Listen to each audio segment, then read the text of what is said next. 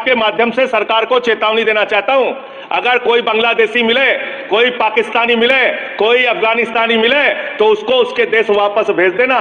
हमारे पैसे से उनको यहाँ पे डिटेंशन सेंटर और घर बना के फ्री में बिजली, फ्री में पानी, फ्री में शिक्षा, फ्री में इलाज मत करना। और ज्यादा अगर आपको चिंता हो तो अपने घर के बाहर एक घर बना लेना, वहां रख लेना।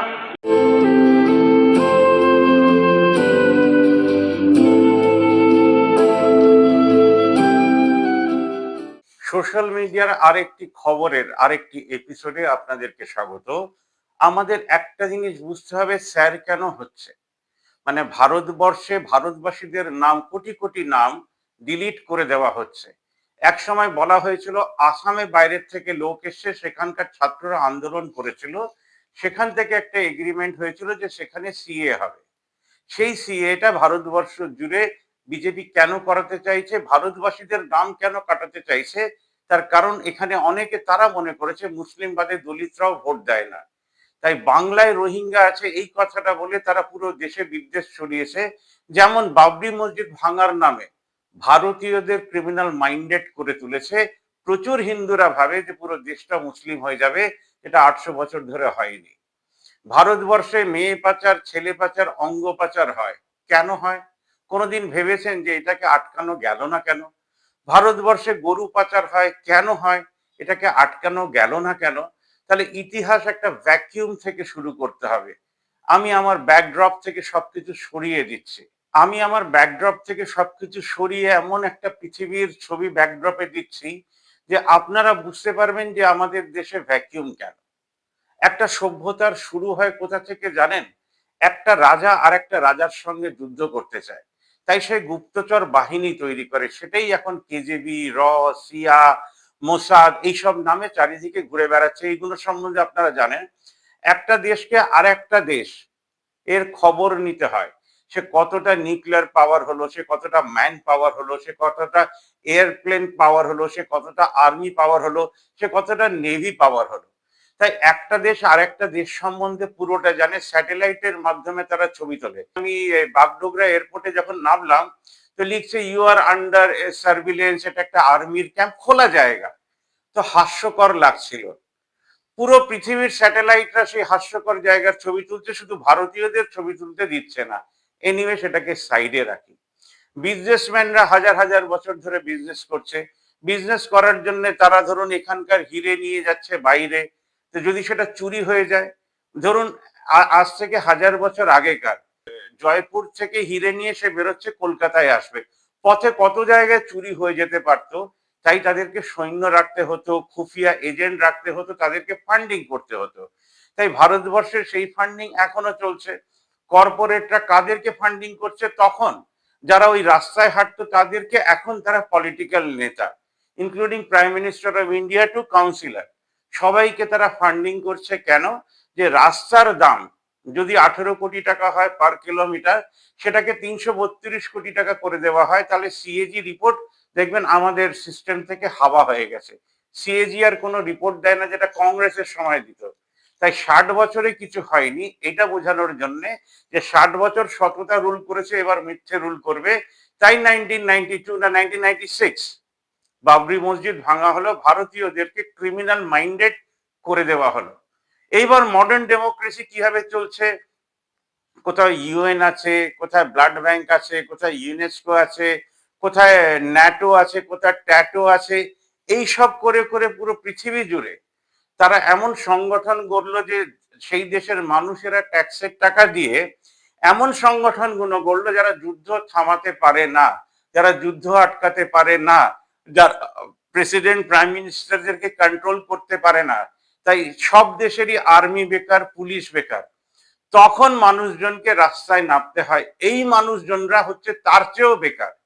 এবার আমি আমাদের কথা বলছি, citizens of India, citizens of America, citizens of Tanzania, citizen of Britain, সব জায়গার সিটিজেনরা হচ্ছে একটা বেকার পপুলেশন, যারা ট্যাক্সের টাকা দিয়ে তাদের দুর্ভাগ্য লেখে। তারা কিন্তু এমন কোনো সংগঠন করে না, না হিউম্যান রাইটের নামে, না গভর্নমেন্টের নামে, না এনজিওর নামে, না ধর্মের নামে, যে তারা একে অন্যের কাজে লাগতে পারে। তাই আমাদের ভ্যাকিউম হচ্ছে যে যুদ্ধ হবে, এই যে এতগুলো ইউনেস্কো, ইউএন, হিউম্যান রাইট খোলা হলো পৃথিবী জুড়ে, তাদের হাত ধরেই যুদ্ধ হবে। ওয়ার্ল্ড হেগ মানে ওয়ার্ল্ড একদম সুপ্রিম কোর্ট যেটাকে বলে, the city of law, Hague থেকেও এটাকে আটকানো যাবে না।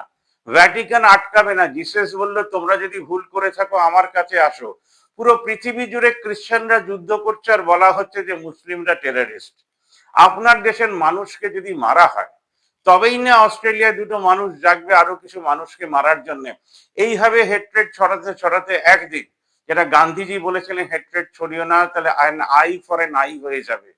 আমরা চারিদিকে ভ্যাকিউম তৈরি করে, ভারতীয়রা কি করে, আমি বাইরের দেশের লোকের বাদ দিচ্ছি, এখানে পুজো করে, সবচেয়ে বেশি ইউনাইটেড হয়ে এখানে পুজো করে, দোল করে, দিওয়ালি করে, শ্রাদ্ধ বাড়ি করে, বিয়ে বাড়ি করে, এইগুলো করে নাচানাচি করে ভারতবাসীরা ভাবে আমরা মহান মহান মহান মহান কাজ করছি।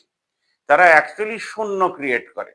ভারতবর্ষের স্টুডেন্টরা, জেএনজি যাদেরকে বলা হয়েছে বাংলাদেশ শ্রীলঙ্কাতে, এখানকার জেএনজিরাও সেরকম, তারা কিছুই করে না। কবে গভর্নমেন্ট আমাদেরকে বাস দেবে, কবে তারা জাগবে, কবে তারা পাল্টাবে, কিন্তু তারা নিজেদেরকে পাল্টাতে পারলো না। বিহারের ইউথ যারা সবচেয়ে বেশি ডিপ্রাইভ, তারা মনে করেন ট্রেনের দিক দিয়ে, চাকরির দিক দিয়ে, টাকার দিক দিয়ে, তারপরে 10,000 টাকা দিয়ে ফেরত চাইবার দিক দিয়ে, তারাই অর্গানাইজ নয়। বিহারের আমি ধরে নিচ্ছি যে 2 কোটি ইউথ, তাদেরকে ফান্ডিং করে, তারা নিজেদেরকে ফান্ডিং করে, সেখানকার সিটিজেনরা ফান্ডিং করে, তারা ইন্ডাস্ট্রি খোলে না। সেইভাবে খোলে না ওয়েস্ট বেঙ্গল, সেইভাবে খোলে না মধ্যপ্রদেশ, সেইভাবে খোলে না ইউপি, সেইভাবে খোলে না রাজস্থান, সেইভাবে খোলে না অরুণাচল, সেইভাবে খোলে না আসাম। তাই ভারতবর্ষের পিএম সিএমরা কিছু না করেই মহান হয়ে যান। কোনো কি শিবের ঠাকুরের ছবি দিয়ে বলতে পারবেন যে আমাকে চাকরি দাও?